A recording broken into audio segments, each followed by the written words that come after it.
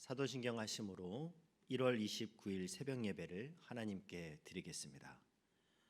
나는 전능하신 아버지 하나님 천지의 창조주를 믿습니다. 나는 그의 유일하신 아들 우리 주 예수 그리스도를 믿습니다.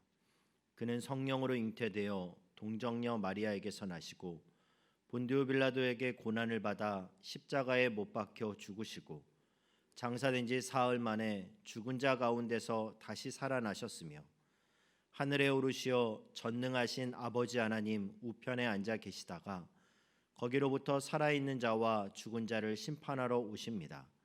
나는 성령을 믿으며 거룩한 공교회와 성도의 교제와 죄를 용서받는 것과 몸의 부활과 영생을 믿습니다.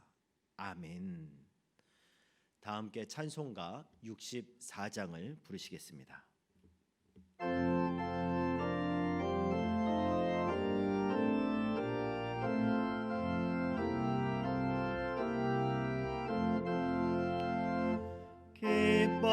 기뻐하며 경배하세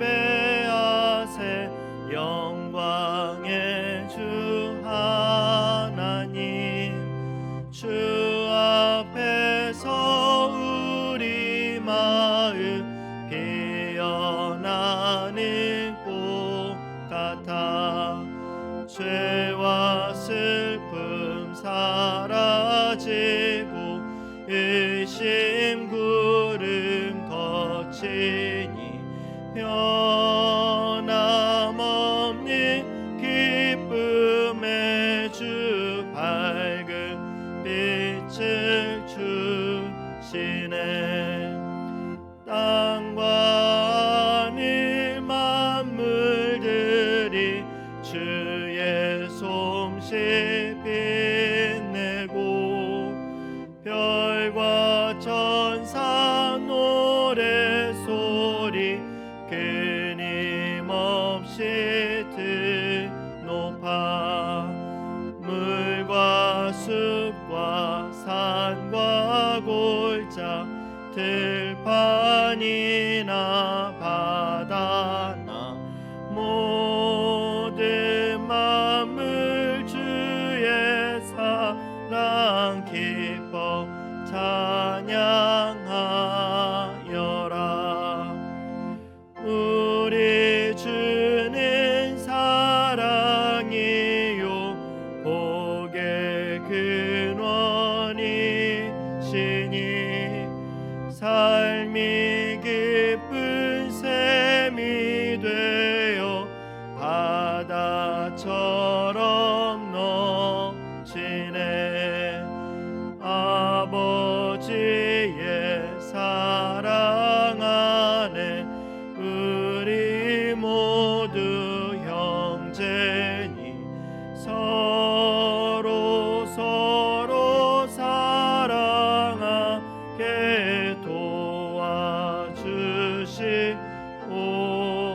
도와주시옵소서.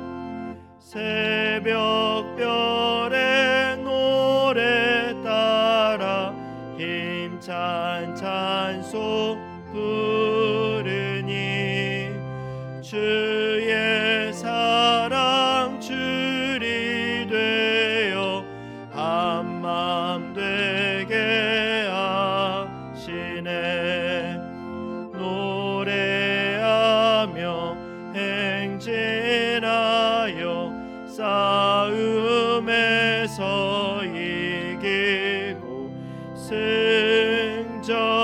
승전가를 높이 불러 주께 영광 돌리세.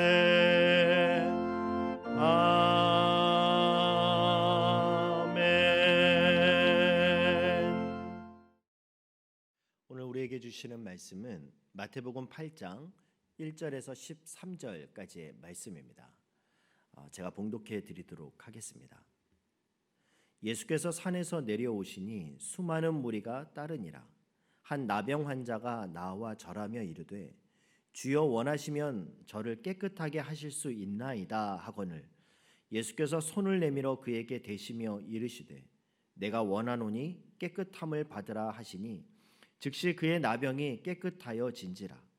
예수께서 이르시되 삼가 아무에게도 이르지 말고 다만 가서 제사장에게 내 몸을 보이고 모세가 명한 예물을 드려 그들에게 입증하라 하시니라.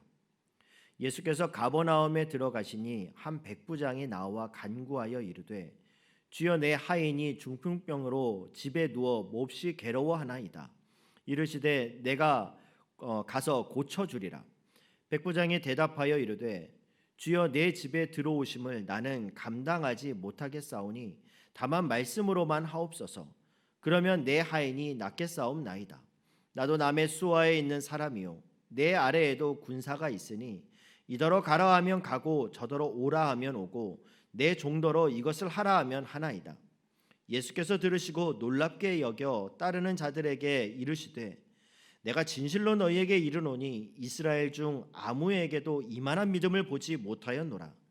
또 너희에게 이르노니 동서로부터 많은 사람이 이르러 아브라함과 이삭과 야곱과 함께 천국에 앉으려니와 그 나라의 본 자손들은 바깥 어두운 데에 쫓겨나 거기서 울며 이를 갈게 되리라. 예수께서 백부장에게 이르시되 가라 내 믿은 대로 될지어다 하시니 그 즉시 하인이 나으니라. 아멘. 오늘 본문은 예수님이 산에서 내려오시니로 시작되는데요. 저는 이 말씀이 너무나 좋습니다. 그리고 저에게 너무나 큰 은혜가 됩니다. 예수님께서 산에서 내려오시니. 예수님은 바로 앞장인 7장에서 그 놀라운 산상수훈의 말씀을 사람들에게 그렇게 들려주셨습니다. 예수님은 5장에서 7장에 이르는 그 주옥 같은 긴 말씀들을 그곳에 모인 사람들에게 전해 주셨는데요. 그렇게 산에서 산상수훈의 말씀을 마치고 산에서 내려오신 예수님은 나병 환자의 병을 고쳐주시고 또 백부장의 하인의 병을 고쳐주신다는 그 내용이 오늘 우리가 읽은 본문의 내용입니다. 제가 말씀을 묵상하면서 가장 먼저 묵상되었던 것은 산에서 내려오신 예수님입니다. 예수님은 우리에게 금과 같은 생명과 같은 그런 말씀만을 전해주시는 분이 아니라는 거예요. 예수님은 산 위에서 예수님을 찾아온 사람들에게 하나님의 말씀을, 우리가 그리스도인으로 어떠한 삶을 살아야 되는지 보석과 같은 말씀으로 교훈만 해주시는 분이 아니라는 겁니다. 예수님의 손길을 간절히 바라는 사람들이 있는 산 아래로 내려오시는 분이 예수님이라는 사실입니다. 여러분, 저와 여러분은요, 산상수훈이 설파되고 있는 산 위에 있는 존재가 아닙니다. 우리는 산 아래에 있는 존재예요. 우리는 하루도 이런저런 걱정 근심 없는 날이 없는 이 산 아래의 영향을 받고 살아가는 사람입니다. 우리 중에 한 사람도 산 아래에 사는 사람들이 짊어지고 있는 인생의 짐, 인생의 무게, 자녀 문제, 건강 문제, 사업 문제, 고부간의 갈등, 경제적인 문제, 이런저런 문제로 어려움을 갖지 않는 사람은 아무도 없습니다. 여러분, 산 아래에 있는 사람들이 경험하고 있는 이 고통이요, 그것을 가장 잘 아시는 우리 예수님께서 우리를 위해 산 아래로 내려오십니다. 여러분, 이것이 복음입니다. 예수님은 오늘도 우리의 삶에 개입하시기를 원하세요. 어깨에 무거운 짐을 짊어지고 하루하루 힘겹게 살아가고 있는 저와 여러분을 외면치 않으시고 예수님은 산 아래로 내려오십니다. 그리고 말씀해 주세요. 수고하고 무거운 짐진 자들아, 다 내게로 오라. 내가 너희를 쉬게 하리라. 여러분, 오늘 그 예수님의 음성을 들으며 겸손히 십자가 앞으로 나오십시오. 그리고 나의 그 무거운 짐을 그 십자가 앞에 내려놓으십시오. 예수님이 우리의 모든 짐을 맡아주십니다. 인생의 무게로 허우적거리는 우리를 향해 오늘도 여전히 우리의 삶 속에 찾아오셔서 나에게 나아오라 손짓하시는 이 예수님을 볼 수 있는 영안이 열려지시기를 바랍니다. 그리고 그 열려진 영안으로 주님을 바라보며 주 안에 있는 나에게 딴 근심 있으랴, 십자가 밑에 나아가 내 짐을 풀었네 고백하며 찬양하는 저와 여러분이 되실 수 있기를 주님의 이름으로 축복합니다. 산 아래로 내려오시는 예수님. 산에서 내려오신 예수님께서 이제 한 나병 환자를 고쳐 주시는데요. 2절 말씀입니다. 한 나병 환자가 나와 절하며 이르되 주여 원하시면 저를 깨끗하게 하실 수 있나이다 하거늘. 이렇게 간절히 치유를 구하는 그 나병 환자를 고쳐주시는 이 예수님의 모습을 3절은 이렇게 말씀하십니다. 예수께서 손을 내밀어 그에게 대시며 이르시되 내가 원하노니 깨끗함을 받으라 하시니 즉시 그의 나병이 깨끗하여진지라. 저는 이 나병을 고쳐주시는 예수님의 모습 속에서 우리를 향한 예수님의 그 친밀한 만져주심, 그 따뜻한 사랑의 터치를 느끼게 됩니다. 예수께서 손을 내밀어 그에게 대시며 이르시되. 여러분, 예수님은 하나님의 아들이세요. 구름대처럼 몰려드는 수많은 병자들을 한 곳에 모아놓고 한 말씀으로 고칠 수 있는 능력이 있으신 분입니다.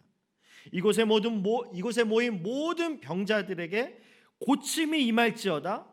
이 한 말씀으로 모든 병자들을 다 고칠 수 있는 분이 우리 예수님이세요. 그런데 예수님은 그렇게 하지 않으세요. 어떻게 하십니까?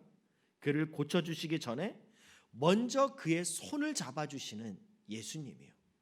예수께서 손을 대시며 그에게 대시며 이르시되.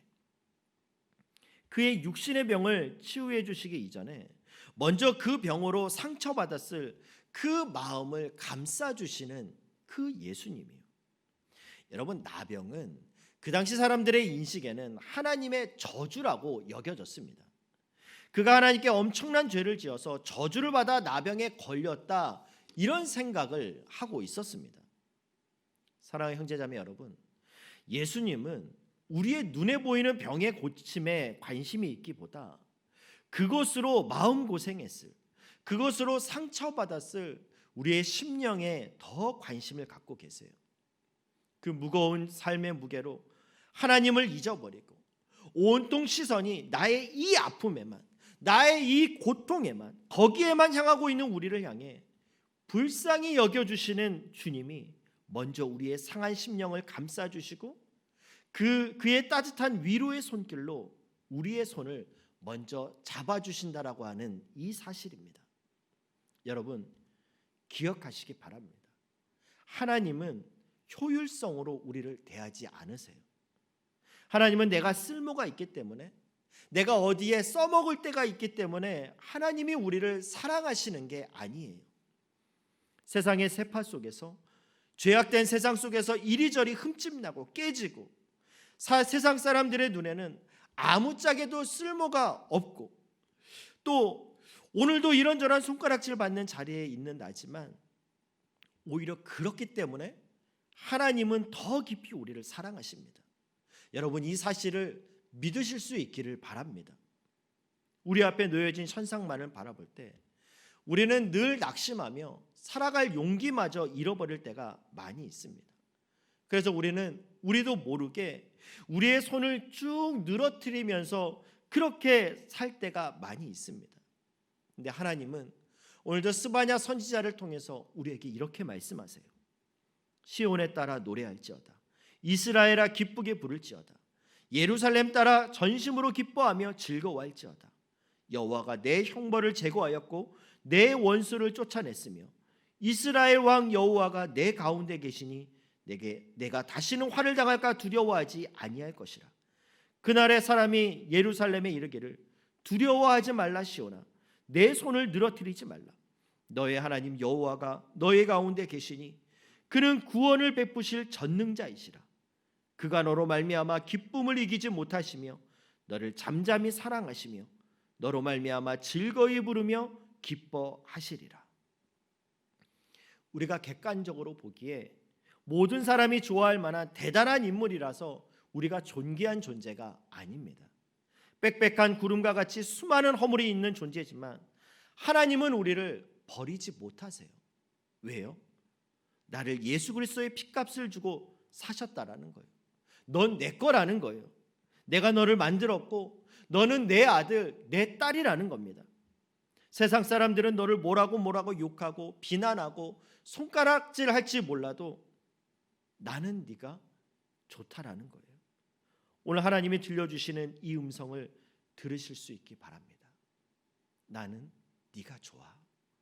네가 무슨 특별한 일을 하고 봉사를 하고 네가 남들보다 유난히 잘나서 그런 것이 아니고 너는 내 아들이라서, 너는 내 딸이라서 나는 그냥 네가 좋아. 나병 환자의 병을 고쳐주시기 이전에 그의 손을 먼저 잡아주시는 이 예수님의 그 따뜻한 손길이 지금도 저와 여러분을 붙잡고 있음을 믿으실 수 있길 바랍니다. 그 사랑 안에서 다시금 회복되고 그 손 잡고 일어서는 저와 여러분이 되실 수 있기를 주님의 이름으로 축복합니다. 그 후에 예수님이 가버나움으로 들어가시는데 한 백부장이 예수님께 나아옵니다. 자신의 하인이 중풍병에 걸려서 집에 누워 있는데 그를 고쳐달라고 그렇게 간청을 해요.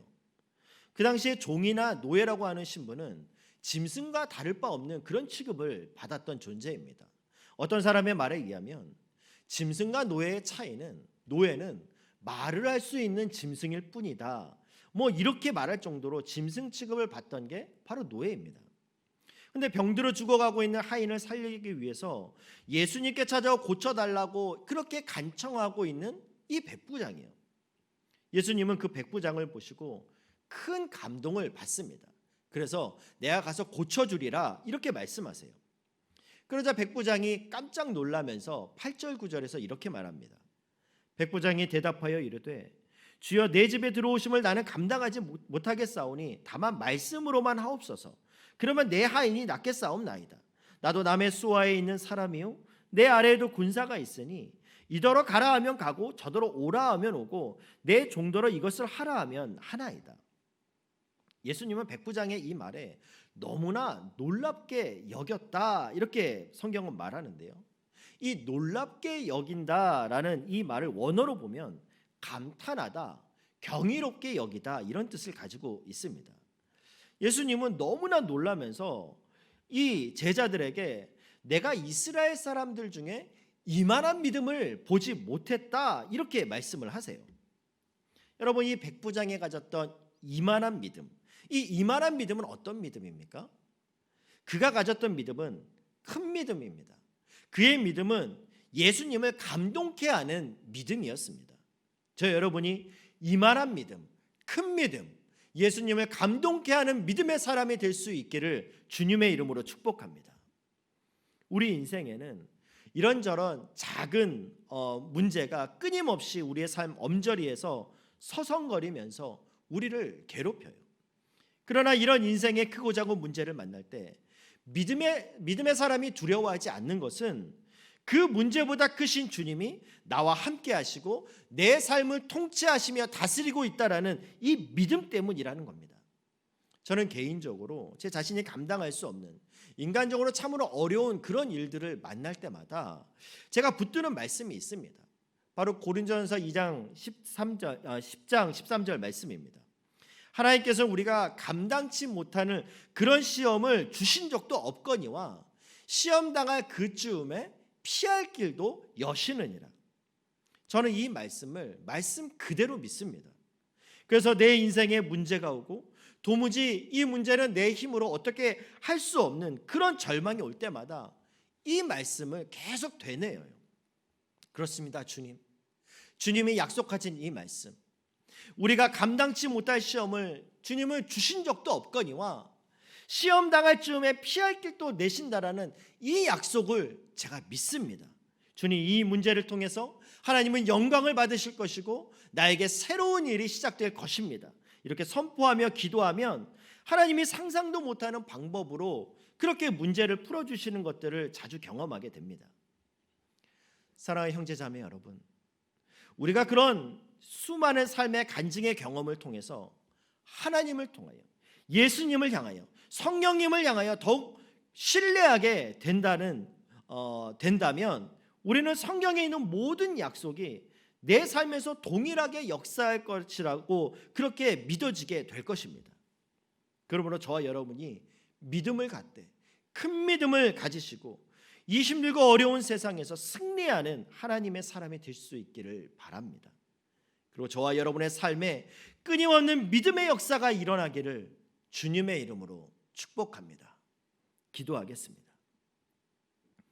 사랑의 하나님, 우리의 삶 속에 오늘도 놀라운 사랑의 터치로 찾아와 주시고 위로해 주시는 주의 음성을 듣습니다. 주님의 그 사랑 안에서 내 영이 다시금 회복되어 이제는 믿음을 갖되 큰 믿음, 이만한 믿음, 역사하는 믿음, 산을 옮길 만한 믿음을 갖게 하여 주시옵소서. 예수님의 이름으로 기도드립니다. 아멘. 하늘에 계신 우리 아버지, 아버지의 이름을 거룩하게 하시며 아버지의 나라가 오게 하시며 아버지의 뜻이 하늘에서와 같이 땅에서도 이루어지게 하소서. 오늘 우리에게 일용할 양식을 주시고 우리가 우리에게 잘못한 사람을 용서하여 준 것 같이 우리 죄를 용서하여 주시고 우리를 시험에 빠지지 않게 하시고 악에서 구하소서. 나라와 권능과 영광이 영원히 아버지의 것입니다. 아멘. 이 시간 말씀 붙잡고 기도하실 때 오늘도 나의 영혼을 흔들어 깨워 잠자지 않게 하시고 역사하는 믿음으로 하나님의 영광을 나의 삶을 통해서 나타나는 그런 믿음의 삶을 살게 해달라고 기도하시기 바랍니다. 병상에 있는 환우들을 기억하며 계속 기도하시고, 오늘은 금요일입니다. 구역 지도자들과 또 각 구역들을 또 열심히 돌보는 또 하나님의 사람들을 위해서 재직과 사역자들이 맡은 바 사명을 잘 감당할 수 있도록 기도해 주시기 바랍니다. 함께 기도하겠습니다.